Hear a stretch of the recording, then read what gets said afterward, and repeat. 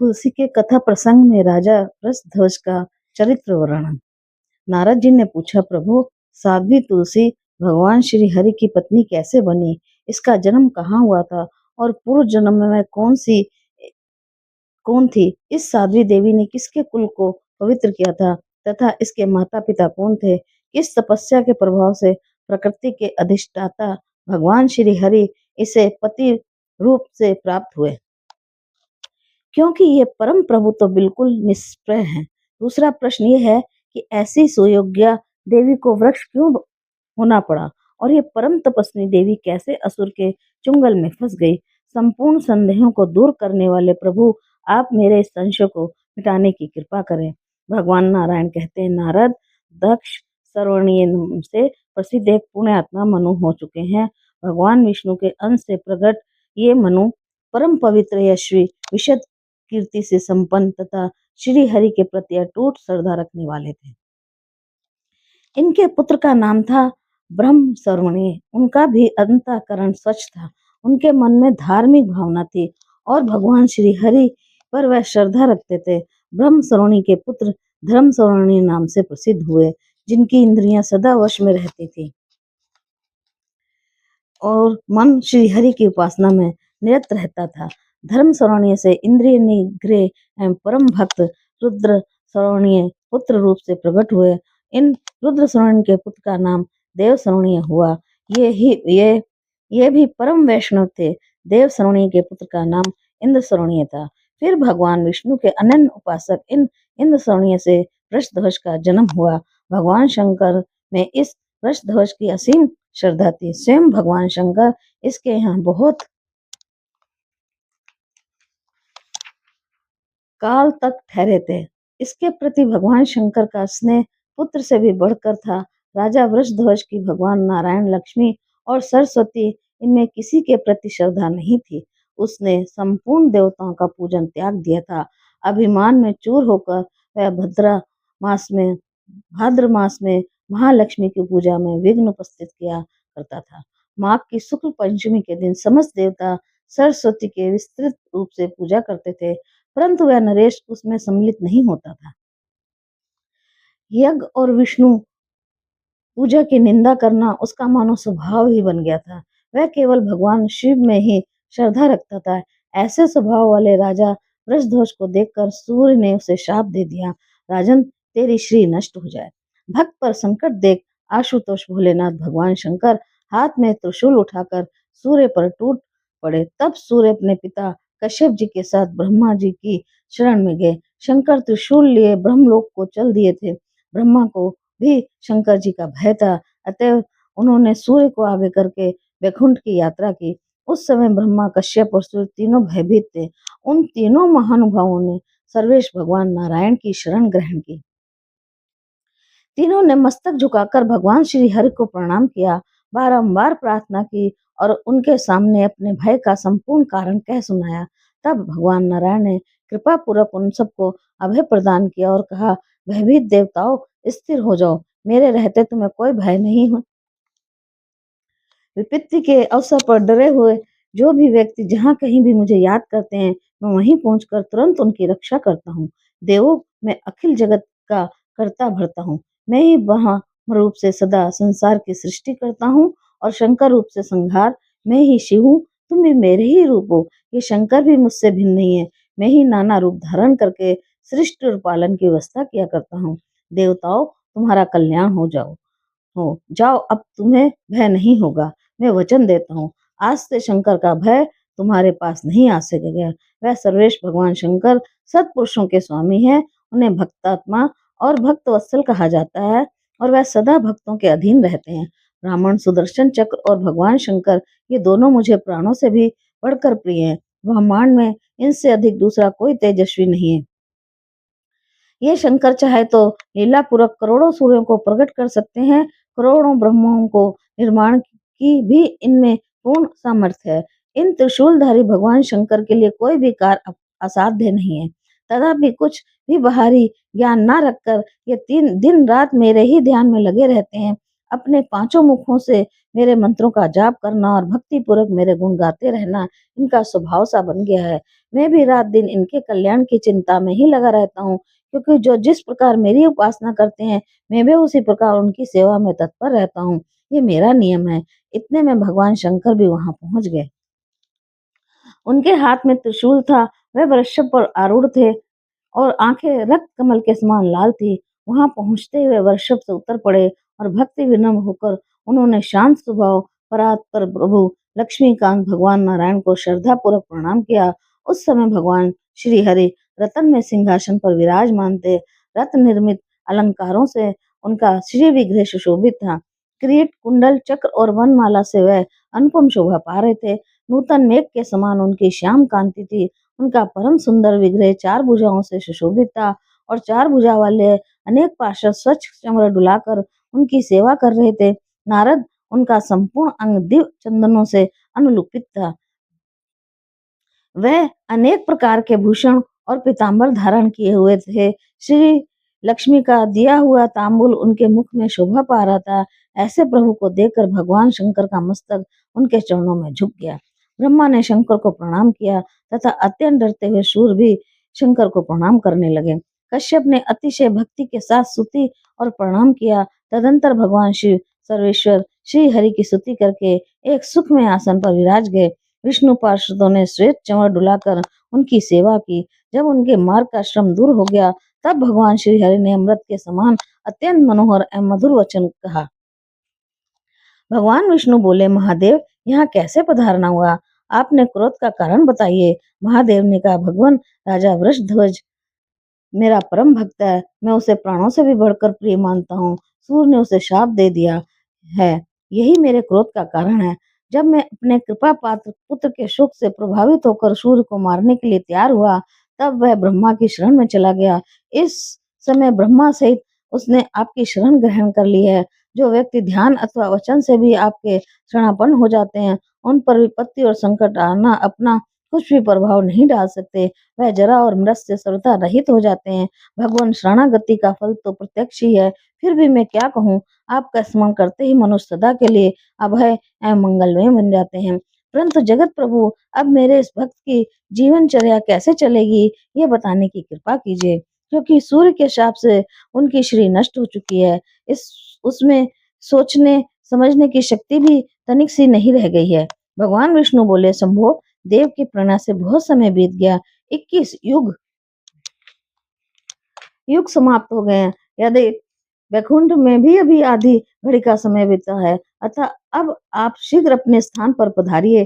किसी से बिना रुकने वाले अत्यंत भयंकर काल ने इस समय वृषध्वज को अपना ग्रास बना लिया है। यही नहीं किंतु उसका पुत्र रथ ध्वज भी अब जगत में नहीं है। इस समय रथ ध्वज के दो पुत्र हैं। उन महाभाग पुत्रों के नाम धर्म ध्वज और कुश ध्वज हैं। ध्वज वे परम वैष्णव पुरुष सूर्य के अशाप से श्रीहीन होकर जीवन व्यतीत कर रहे हैं। ऐसा कहा जाता है, राज भी उनके हाथ में नहीं है। एकमात्र लक्ष्मी की उपासना ही उनके जीवन का उद्देश्य बन गया है। अतः उनकी भार्याओं के उदर से भगवती लक्ष्मी अपनी एक कला से प्रकट होंगी। तब वह दोनों नरेश लक्ष्मी से संपन्न हो जाएंगे। शंभो, अब आपके सेवक वृषध्वज का शरीर नहीं रहा, अतः आप यहाँ से पधार सकते हैं। देवताओं, अब आप लोग भी जाने का कष्ट करें। नारद इस प्रकार कहकर भगवान श्री हरि लक्ष्मी के सही सभा में उठे और अंतापुर में चले गए। देवताओं ने भी बड़ी प्रसन्नता के साथ अपने आश्रम की यात्रा की। परिपूर्णतम शंकर उसी क्षण तपस्या करने के विचार से चल पड़े। अध्याय 15। वेदवती की कथा। इसी प्रसंग में भगवान राम के चरित्र का एक अंश कथन। भगवती सीता तथा द्रौपदी के पूर्व जन्म का वार्तांत। भगवान नारायण कहते हैं, मुने, धर्मध्वज और कुशध्वज ये दोनों नरेश कठिन तपस्या द्वारा भगवती लक्ष्मी की उपासना करके अपने एक एक मनोरथ से संपन्न हो गए। महालक्ष्मी के वर प्रसाद से उन्हें राजा होने का सुअवसर पुनः प्राप्त हो गया। उनके मन में धार्मिक भावना उत्पन्न हो गई और वह पुत्रवान बन गए। कुशध्वज की परम साध्वी भार्या का नाम मालावती था। समय अनुसार उसके एक कन्या उत्पन्न हुई जो लक्ष्मी की अंश थी। दीर्घ काल से उसे ज्ञान प्राप्त था। उस कन्या ने जन्म लेते ही स्पष्ट स्वर से वेद की मंत्रों का उच्चारण किया। वह उठकर सुप्ति का गृह में बाहर निकल कर आई। इसीलिए विद्वान पुरुष उसे वेदवती कहने लगे। उत्पन्न होते ही उस कन्या ने स्नान किया और तपस्या करने के विचार से वह वन की ओर चल गई। भगवान नारायण के चिंतन में तत्पर रहने वाली उस देवी को प्रायः सभी ने रोका, परंतु उसने किसी की भी नहीं सुनी। वह तपस्वी कन्या एक मनवंतर तक पुष्कर क्षेत्र में रही। उसका अत्यंत कठिन तप लीला पूर्वक चलता रहा। अत्यंत तपोनिष्ठ रहने पर भी उसका शरीर हष्ट पुष्ट बना रहा, उसमें दुर्लभता नहीं आ सकी। इतने में सहसा उसे स्पष्ट आकाशवाणी सुनाई पड़ी, सुंदरी, दूसरे जन्म में भगवान श्री हरि तुम्हारे पति होंगे। ब्रह्मा प्रभृति देवता भी बड़ी कठिनता से जिनकी उपासना कर पाते हैं, उन्हें परम प्रभु को स्वामी बनाने का शरण अवसर तुम्हें प्राप्त होगा। उन्हें इस प्रकार की आकाशवाणी सुनने के पश्चात वेदवती नाम की वह कन्या गंधमादन पर्वत पर गई और वहां उसने पहले से भी अधिक कठिन तप आरंभ कर दिया। वहीं एक दिन उसे अपने सामने रावण दिखाई पड़ा, जो किसी प्रकार हटाया नहीं जा सकता था। तब वेदवती ने अतिथि धर्म के अनुसार पात परम स्वादिष्ट फल और शीतल जल से उसका सत्कार किया। रावण अत्यंत नीच था। फल खाने के पश्चात वह वेदवती के समीप आकर पूछने लगा, कल्याणी, तुम कौन हो और क्यों यहाँ ठहरी हुई हो? वह देवी परम सुंदरी थी। उस साध्वी कन्या के मुखमंडल पर हंसी छा रही थी। उसे देखकर दुराचारी रावण मूर्छित हो गया। उसका हृदय विकार से संतप्त हो गया। उसने चाहा वेदवती को हाथ से खींचकर उसका श्रृंगार करने लगूं। रावण की इस कुचेष्टा को देखकर उस साध्वी का मन क्रोध से भर गया। उसने रावण को अपने तपोबल से इस प्रकार स्तंभित कर दिया कि वह जुड़त होकर हाथों एवं पैरों से निश्चेष्ट हो गया। कुछ भी कहने करने की उसमें क्षमता नहीं रही। ऐसी स्थिति में उसने अपने मन ही मन में उस कमल लोचना देवी के पास जाकर उसका मानस सत्वन किया। शक्ति की उपासना विफल नहीं होती, इसे सिद्ध करने के विचार से देवी वेदवती रावण पर संतुष्ट हो गई और परलोक में उसकी स्तुति का फल देना उन्होंने स्वीकार कर लिया। साथ ही उसे ये शाप दिया कि दुरात्मा, तू मेरे लिए ही अपने बंधु बांधवों के साथ काल का ग्रास बनेगा, क्योंकि तूने काम भाव से मुझे स्पर्श कर लिया है। अब तू मेरा ये बल देख। देवी वेदवती ने इस प्रकार कहकर वहीं योग द्वारा अपने शरीर का त्याग कर दिया। तब रावण ने उसका मृत शरीर गंगा में डाल दिया और मन में इसी प्रकार चिंता करते हुए घर की ओर प्रयाण कर गया। अहो, मैंने ये कैसा अद्भुत दृश्य देखा।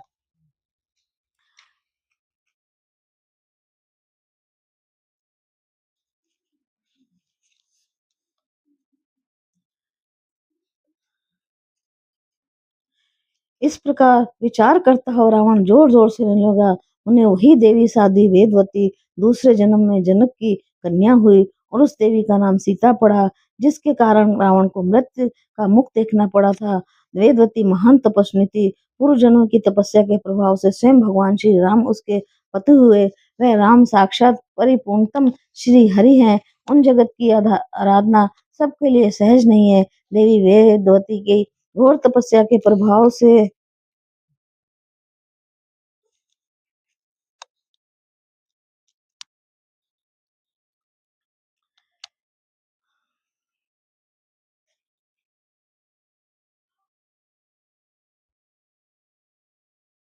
स्वयं भगवान श्री राम उसके पति हुए। ये राम साक्षात परिपूर्णतम श्री हरि हैं। इन जगतपति की आराधना सबके लिए सहज नहीं है। देवी वेदवती ने घोर तपस्या के प्रभाव से इन्हें प्राप्त किया था। सीता रूप में विराजमान इस सुंदरी देवी ने बहुत दिनों तक भगवान श्री राम के साथ सुख भोगा।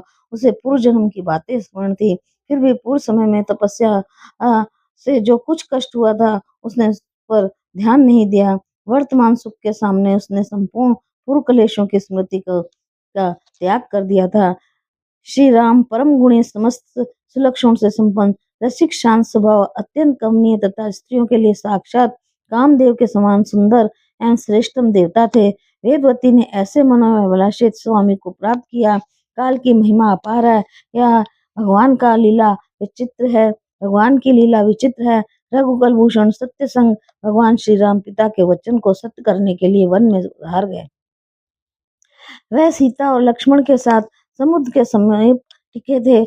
इसी बीच ब्राह्मण रूपधारी अग्नि से उनकी भेंट हुई। भगवान राम को दुखित देखकर विप्र रूपधारी अग्नि का मन संतप्त उठा। तब सर्वथा सत्यवादी उन अग्निदेव ने सत्य प्रेमी भगवान राम से ये सत्यमय वचन कहे।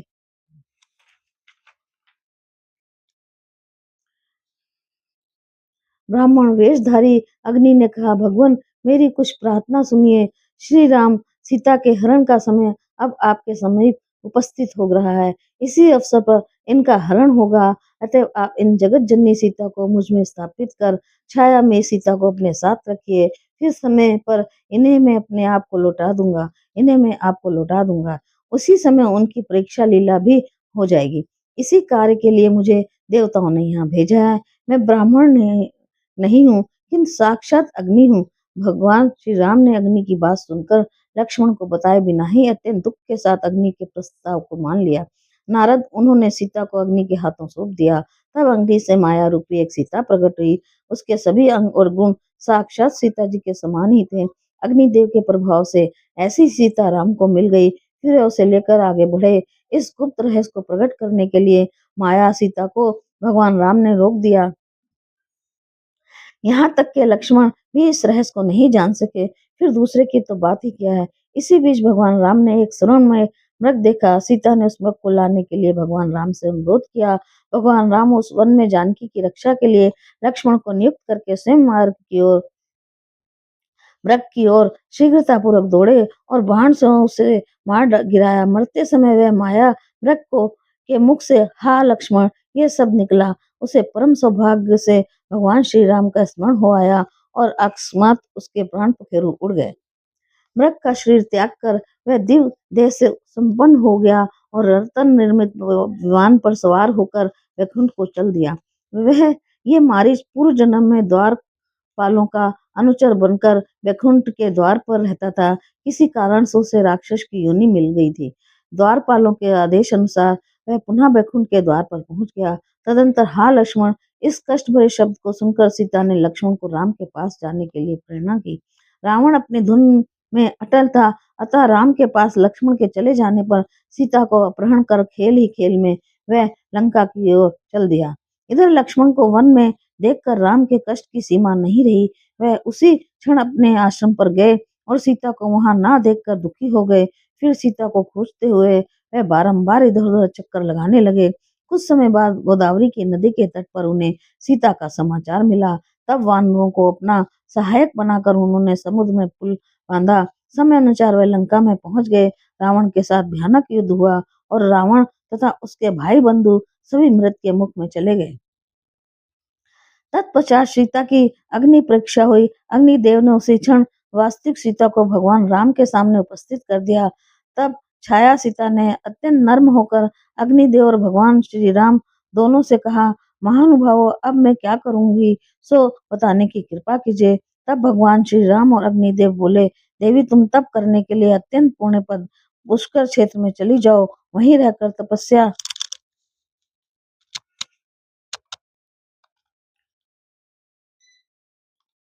करना। इसके फलस्वरूप तुम्हें स्वर्ग लक्ष्मी बनने का सुअवसर प्राप्त होगा। भगवान श्री राम और अग्निदेव के वचन सुनकर छाया सीता ने पुष्कर क्षेत्र में जाकर तप आरंभ कर दिया। इसकी कठिन तपस्या बहुत लंबे काल तक चलती रही। इसके बाद उसे स्वर्ग लक्ष्मी होने का सौभाग्य प्राप्त हो गया। समय अनुसार वही छाया सीता राजा द्रुपद के यहाँ अय्यक की वेदी से प्रकट हुई। उसका नाम द्रौपदी पड़ा और पांचों पांडव उसके पतिदेव हुए। इस प्रकार सतयुग में वही कल्याणी वेदवती कुशध्वज की कन्या त्रेता युग में छाया रूप से सीता बनकर भगवान श्री राम की सहचरी तथा द्वापर में द्रुपद कुमारी द्रौपदी हुई। अतः इसे त्रिहारिणी कहा गया है। वहां तीनों युगों में ये विद्वान रही। नारद जी ने पूछा, संदेहों के निराकरण करने से परम कुशल मुनिवर द्रौपदी के 5 पति कैसे हुए? मेरे मन की ये शंका मिटाने की कृपा करें।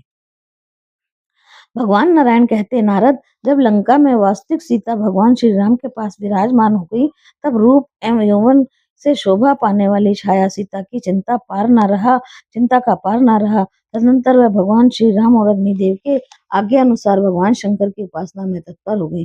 पति प्राप्त करने के लिए व्यग्र होकर वह बार बार यही प्रार्थना कर रही थी कि भगवान त्रिलोचन, मुझे पति प्रदान कीजिए। यही शब्द उसके मुख से 5 बार निकले। भगवान शंकर परम रसिक हैं। छाया सीता की प्रार्थना सुनकर उसे वर दे दिया, तुम्हें 5 पति मिलेंगे। नारद, इस प्रकार त्रेता की जो छाया सीता थी वही द्वापर में द्रौपदी बनी और 5 पांडव उसके पति हुए। ये सब जो बीच की बातें थी सुना चुका। अब जो प्रावधान विषय चल रहा है वह सुनो। भगवान राम ने लंका में मनोहारिणी सीता को पा जाने के पश्चात वहां के राज विभीषण को सौंप दिया और वह स्वयं अयोध्या पधार गए। अयोध्या भारतवर्ष में 11,000 वर्षों तक भगवान श्री राम ने वहां राज्य किया। तत्पश्चात वह समस्त पूर्ववासियों सहित वैकुंठ धाम को पधारे। लक्ष्मी के अंश से प्रादुर्भूत जो वेदवती थी वह लक्ष्मी के विग्रह में विलीन हो गई। इस प्रकार पवित्र आख्यान मैंने कह सुनाया। इस पूर्णदायी उपाख्यान के प्रभाव से संपूर्ण पाप नष्ट हो जाते हैं। अब धर्मधर्ष की कन्या का प्रसंग कहता हूँ, सुनो। अध्याय 16।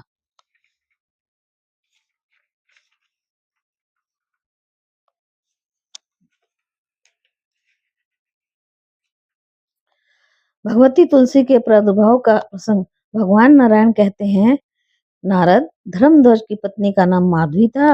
वह राजा के साथ गंधमादन पर्वत पर सुंदर उपवन में आनंद करती थी। यूं दीर्घ काल बीत गया किंतु उन्हें इसका ज्ञान न रहा और कब दिन बीता कब रात। तदंतर राजा धर्मध्वज के हृदय में ज्ञान का प्रादुर्भाव हुआ और उन्होंने हास विलास से विलग होना, परंतु माधवी भी अभी तृप्त नहीं हो सकी थी, अतः उसे गर्व रह गया। इसका गर्भ प्रतिदिन क्रमशः शोभा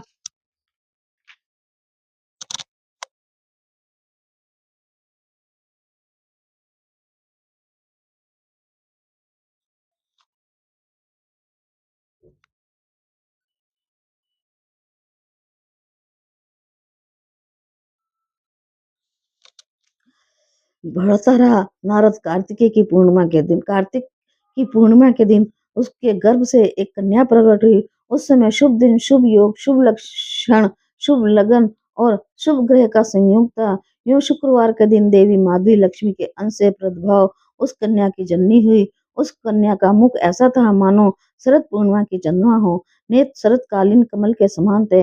अधर पके हुए बिंबा फल की तुलना कर रहे थे।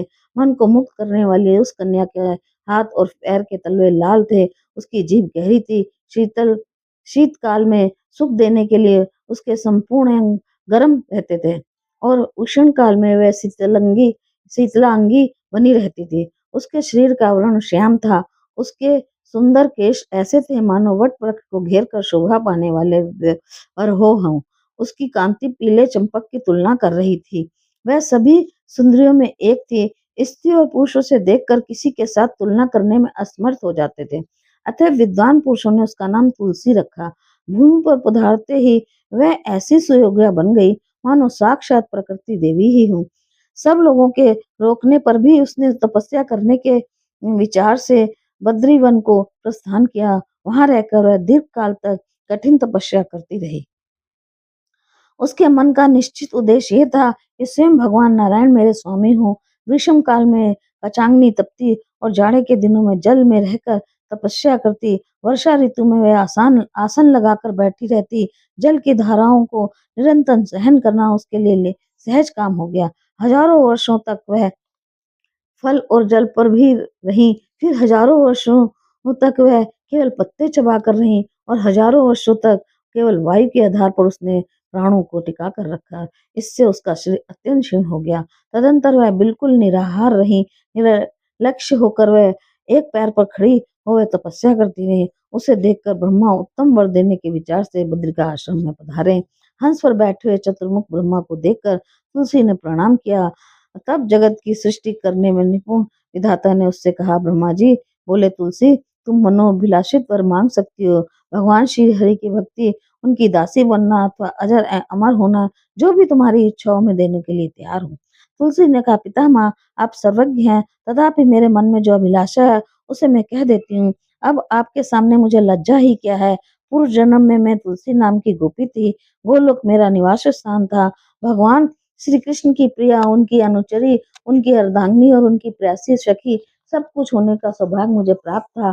गोविंद नाम से सुशोभित उन प्रभु के साथ में हास विलास में रत थी। उस परम सुख से अभी मैं तृप्त नहीं थी। इतने में एक दिन रास की अधिष्ठात्री देवी भगवती राधा ने रास मंडल में पधार कर रोज से मुझे ये शाप दे दिया कि तुम मानव योनि में उत्पन्न हो। उसी समय भगवान गोविंद ने मुझसे कहा, देवी तुम भारतवर्ष में रहकर तपस्या करो, ब्रह्मा वर देंगे जिससे मेरे स्वरूप भूत अंश चतुर्भुज श्री विष्णु को तुम पति रूप से प्राप्त कर लोगी। इस प्रकार कहकर देवेश्वर भगवान श्री कृष्ण भी अंतर्धान हो गए। गुरु मैंने अपना वह शरीर त्याग दिया। अब इस भूमंडल पर उत्पन्न हुए सुंदर विग्रह वाले शांत स्वरूप भगवान नारायण जो इस समय मेरे पति थे, उन्हीं को अब मैं भी पति रूप से प्राप्त करने के लिए वर मांग रही हूँ। आप मेरी अभिलाषा पूर्ण करने की कृपा करें। ब्रह्मा जी बोले, भगवान श्री कृष्ण के अंग में प्रगट सुदामा नामक एक गोप भी उस समय राधिका के शाप से भारतवर्ष में उत्पन्न हुए। उस परम तेजस्वी गोप को श्री कृष्ण का साक्षात अंश कहते हैं। शाप पशु से धनु के कुल में उत्पन्न होना पड़ा। शंखचूड़ नाम से वह प्रसिद्ध था। त्रिलोकी में कोई भी ऐसा नहीं है जो उसकी समता कर सके। वह सुदामा इस समय समुद्र में विराजमान है। भगवान श्री कृष्ण का अंश होने से उसे पूर्व जन्म की सभी बातें स्मरण है। सुंदरी शोभने, तुम भी पूर्व जन्म के सभी प्रसंगों से परिचित हो। इस जन्म में वह श्री कृष्ण का अंश तुम्हारा पति होगा। इसके बाद शांत स्वरूप भगवान नारायण तुम्हें पति रूप से प्राप्त होंगे। लीलावश वह ही नारायण तुमको शाप दे देंगे। अतः अपनी कला से तुम्हें वृक्ष बनकर भारतवर्ष में रहना पड़ेगा। समस्त जगत को पवित्र करने की योग्यता तुम्हें प्राप्त होगी। संपूर्ण पुष्प में तुम प्रधान मानी जाओगी। भगवान विष्णु तुम्हें प्राणों से भी अधिक प्रिय मानेंगे। तुम्हारे बिना पूजा निष्फल समझी जाएगी। वृंदावन में वृक्ष रूप से रहते समय लोग तुम्हें वृंदावनी कहेंगे। तुमसे उत्पन्न पत्तों से गोपी और गोपों द्वारा भगवान माधव की पूजा संपन्न होगी। तुम मेरे वर की प्रभाव से वृक्षों की अधिष्ठात्री देवी बनकर गोप रूप से विराजने वाले भगवान श्री कृष्ण के साथ स्वेच्छा पूर्वक निरंतर आनंद भोगी। नारद ब्रह्मा जी की अमर वाणी सुनकर तुलसी के मुख पर हंसी छा गई। उसके मन में अपार हर्ष हुआ। उसने महाभाग ब्रह्मा को प्रणाम किया और कहने लगी, तुलसी ने कहा, पितामह, मैं बिल्कुल सच्ची बात कहती हूँ। दो भुजा से शोभा पाने वाले श्याम सुंदर भगवान श्री कृष्ण को पाने के लिए मेरी जैसी अभिलाषा है, वैसी चतुर्भुज श्री विष्णु के लिए नहीं है। पर उन गोविंद की आज्ञा से ही मैं चतुर्भुज श्री हरि के लिए प्रार्थना करती हूँ। अहो गोविंद मेरे लिए परम दुर्लभ हो गए हैं। भगवान आप इसे ऐसी कृपा करें कि उन्हीं गोविंद को मैं पुनः निश्चय ही प्राप्त कर सकूं। साथ ही मुझे राधा के भय से भी मुक्ति कर दीजिए। ब्रह्मा जी बोले, देवी, मैं तुम्हारे प्रति भगवती राधा के षोडाक्षर मंत्र का उपदेश करता हूँ। तुम इसे हृदय में धारण कर लो। मेरे वर के प्रभाव से अब तुम राधा को प्राण के समान प्रिय बन जाओगी। सुबह भगवान गोविंद के लिए तुम वैसी ही प्रेयसी बन जाओगी जैसी राधा है। उन्हें इस प्रकार कहकर जगदत्ता भगवान तुलसी को भगवती राधा का षोडाक्षर मंत्र बता दिया। साथ ही स्रोत कवच पूजा की संपूर्ण विधियां तथा किस क्रम से अनुष्ठान करना चाहिए, ये सभी बातें बतला दी। तब तुलसी ने भगवती राधा की उपासना की और उनके कृपा प्रसाद से वह देवी राधा के समान ही सिद्ध हो गई। मंत्र के प्रभाव से ही ब्रह्मा जी ने जैसा कहा था ठीक वैसा ही फल तुलसी को प्राप्त हो गया। तपस्या संबंधी जो भी क्लेश थे वह मन में प्रसन्नता उत्पन्न होने के कारण दूर हो गए, क्योंकि फल सिद्ध हो जाने पर मनुष्यों का दुख भी उत्तम सुख के रूप में प्रणीत हो जाता है। अध्याय 17।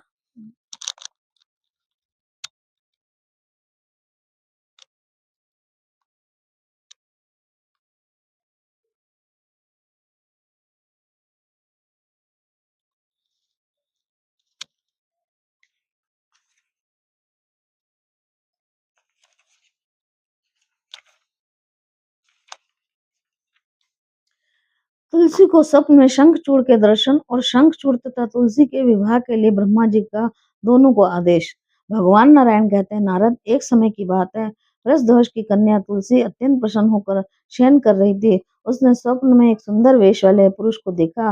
वह पुरुष अभी पूर्ण नवयुवक था। उसके मुख पर मुस्कान छाई थी। उसके संपूर्ण अंगों में चंदन का अनुलेपन था।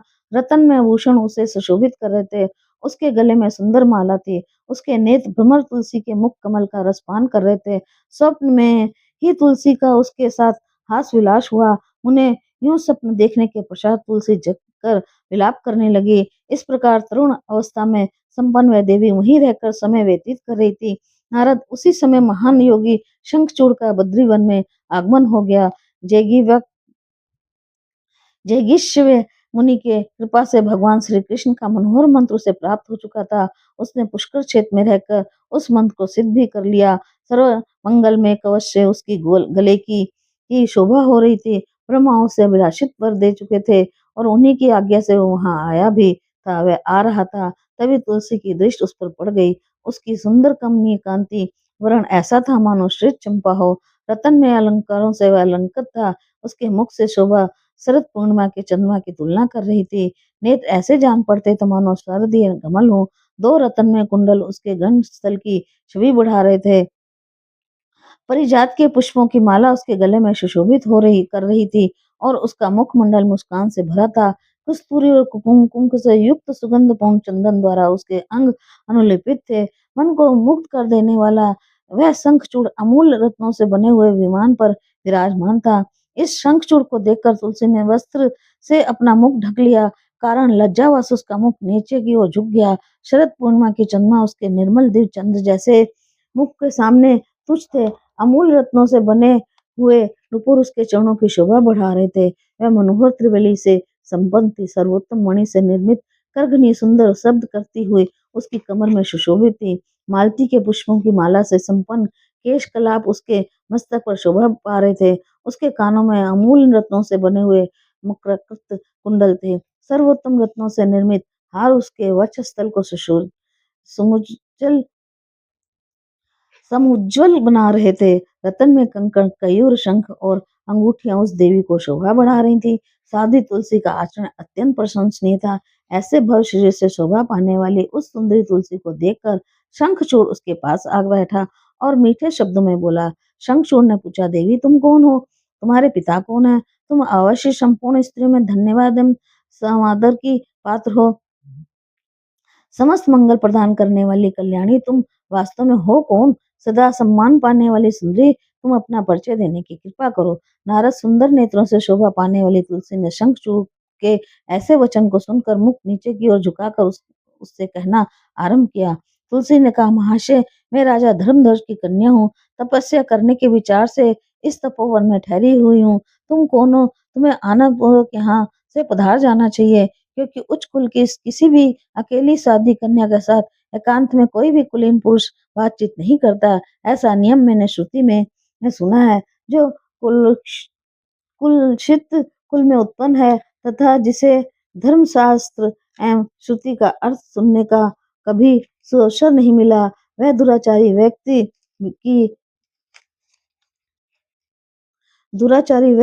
ही कामी बनकर पर स्त्री की कामना करता है। स्त्री की मधुर वाणी में कोई सार नहीं रहता। वह सदा अभिमान में चूर रहती है। वह वस्तुतः विष से भरे हुए घड़े के समान है, परंतु उसका मुख ऐसे जान पड़ता है मानो सदा अमृत से भरा हो। संसार रूपी कारागार में जकड़ने के लिए वह सांकल है। स्त्री को इंद्रजाल स्वरूपा तथा स्वप्न के समान मिथ्या कहते हैं। बाहर से तो वह अत्यंत सुंदरता धारण करती है, परंतु उसके भीतर से अंग कुत्सित भावों से भरे रहते हैं। उसका शरीर विष्ठा, मूत्र, पीप और मल आदि नाना प्रकार के दुर्गंधपूर्ण वस्तुओं का आधार है। रक्त रंजित तथा दोष युक्त यह शरीर कभी पवित्र नहीं रहता। सृष्टि की रचना के समय ब्रह्मा ने मायावी व्यक्तियों के लिए इस माया स्वरूप ने स्त्री का सृजन किया है। मोक्ष की इच्छा करने वाले पुरुषों के लिए ये विष का काम करती है, तथा मोक्ष चाहने वाले व्यक्ति से देखना भी नहीं चाहते। नारद शंखचूड़ से इस प्रकार कहकर तुलसी चुप हो गई। तब शंखचूड़ हंस कर कहने लगा। शंखचूड़ ने कहा, देवी, तुमने जो कुछ भी कहा वह असत्य नहीं है, पर अब मेरी कुछ सत्य असत्य मिश्रित बातें सुनने की कृपा करो। विधाता ने दो प्रकार की स्त्रियों का निर्माण किया है, वास्तव स्वरूपा और अवास्तव स्वरूपा। दोनों ही एक समान मनोहर होती हैं, पर एक को प्रशस्त कहते हैं और दूसरे को अप्रशस्त। लक्ष्मी, सरस्वती, दुर्गा, सावित्री और राधिका, ये 5 देवियां सृष्टि श्रुत हैं, सृष्टि के मूल कारण है। इन आधा देवियों के प्रादुर्भाव का प्रयोजन केवल सृष्टि करना है। इनके अंश से प्रकट गंगा आदि देवियां वास्तव स्वरूपा कहलाती हैं। इनको श्रेष्ठ माना जाता है। ये यश स्वरूपा और संपूर्ण मंगलों की जननी है। सत्स्वरूपा देव आहुति, सदा, स्वाहा, दक्षिणा, छायावती, रोहिणी, वरुणानी, सची, कुबेर पत्नी, अदिति, दिति, लोपामुद्रा, अनुसुईया, कोटवी, तुलसी, अहल्या, अरुंधति, मैना, तारा, मंदोदरी, दमयंती, वेदवती, गंगा, मनसा, पुष्टि, तुष्टि, स्मृति, मेघा, कालिका, वसुंधरा, षष्ठी, मंगल चंडी, धर्मपत्नी मूर्ति, स्वस्ति, श्रद्धा, शांति, कांति, क्षमा, निद्रा, तंद्रा, सुधा, पिपासा, संध्या, दिव्या, दिवा, रात्रि, संपत्ति, द्युति, प्रीति, क्रिया, शोभा, प्रभा और शिवा स्त्री रूप में प्रकट ये देवियां प्रत्येक युग में उत्तम मानी जाती हैं। जगदम्बा की कला के अंश से उत्पन्न जो स्वर्ग की दिव्य अप्सराएं हैं, उन्हें अप्रशस्त कहा गया है। अखिल विश्व में पंचशील रूप से ये विख्यात हैं। स्त्रियों का जो सत प्रधान रूप है वही ठीक है, उसी को उत्तम माना जाता है। विश्व में इन साध्वी रूपा स्त्रियों की प्रशंसा की गई है। विद्वान पुरुष कहते हैं इन्हीं को वास्तव रूप कहा गया है। रजो रूप और तमो रूप भेद से कलाओं में अनेक प्रकार की स्त्रियां प्रसिद्ध हैं। रजोगुण का अंश जिनमें प्रधान है वह मध्यम श्रेणी की हैं, क्योंकि भोगों में उनकी नित्य स्पृहा बनी रहती है। सुख भोग के वशीभूत होकर वह सदा अपने कार्य में संलग्न रहती हैं। कपट और मोह ये दो दुर्गुण उनमें निवास करते हैं। कभी भी उनके द्वारा धर्म की अर्थ का यथार्थ पालन नहीं होता। अतः रजोरूप प्रधान स्त्री साध्वीपन का आन पुरुष इसे रजो रूप प्रधान स्त्री में साध्वीपन का आना संभव नहीं। विद्वान पुरुष से मध्य रूपा बतलाते हैं। तमो रूप दुर्निवार्य है। विग पुरुष इसको अधम कहते हैं। देवी, तुमने जो कहा, सत असत का विचार रखने वाले कुलीन पुरुष निर्जन, निर्जल अथवा एकांत स्थान में किसी पर स्त्री से कुछ नहीं पूछते, सो ठीक है, मैं भी यही मानता हूँ। परंतु शोभने, मैं तो इस समय ब्रह्मा की आज्ञा पाकर ही तुम्हारे कार्य संधान के लिए ये तुम्हारे पास आया हूँ, और गंधर्व विवाह की विधि के अनुसार तुम्हें अपनी सहधर्मिणी बनाऊंगा। देवताओं में भगदड़ मचा देने वाला संगचूड़ मैं ही हूँ। धनुवंश में मेरी उत्पत्ति हुई है। विशेष बात तो यह है कि मैं पूर्व जन्म में श्री हरि के साथ रहने वाला उन्हीं का अंश सुदामा नामक गोप था, जो प्रसिद्ध 8 गोप भगवान के स्वयं पार्षद थे, उनमें एक मैं ही हूँ। देवी राधिका के शाप से इस समय मैं दानवेंद्र बना हूँ। भगवान श्री कृष्ण का मंत्र मुझे इष्ट है, अतः पूर्व जन्म की बातों को मैं जान जाता हूँ। तुम भी पूर्व जन्म में श्री कृष्ण के पास रहने वाली तुलसी थी, ये जानने की योग्यता तो तुम्हें भी प्राप्त है। तुम भी जो भारतवर्ष में उत्पन्न हुई हो, इसमें मुख्य कारण श्री राधिका का दोष ही है। मुनिवर, जब इस प्रकार कहकर शंखचूड़ चुप हो गया, तब तुलसी उससे कहने लगी। उस समय तुलसी का मन संतुष्ट था और उसके मुख पर मुस्कुराहट छाई थी। तुलसी ने कहा, कांत, इस प्रकार के सदाचार से संपन्न विक पुरुष ही विश्व में सदा प्रशंसित होते हैं। स्त्री का कर्तव्य है कि वैसे ही सतपति की निरंतर अभिलाषा करे। आप सद विचार वाले पुरुष से इस समय में परास्त हो गई निंदा का पात्र तथा अपवित्र तो वह पुरुष माना जाता है जिसे स्त्री ने जीत लिया हो। स्त्री जित मनुष्य की तो पितृ देवता तथा बांधव सभी निंदा करते हैं। यहाँ तक कि माता पिता तथा भ्राता भी मन ही मन उसकी निंदा करने से नहीं चूकते।